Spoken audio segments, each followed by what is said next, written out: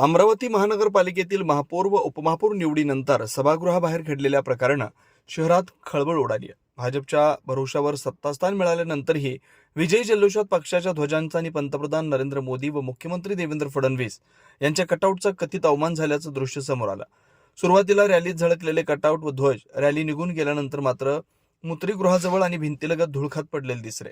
याचवेळी सभागृहातून खाली उतरल्यानंतर असलेला जीवघेणा खड्डा बुजवण्याकडे मनपा प्रशासनानं दुर्लक्ष केल्यानं उघड झालंय।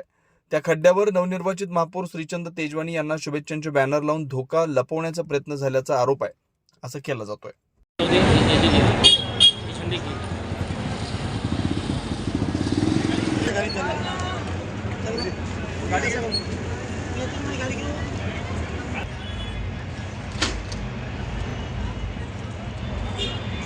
हाथ में लेकर बोलना एक भी छोड़ के जाएगा।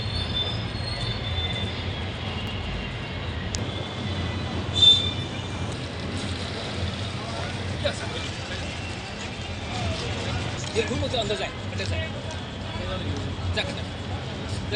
अशाच वेगवान घडामोडी पाहण्यासाठी आमच्या चॅनलला लाईक व सबस्क्राईब करायला विसरू नका।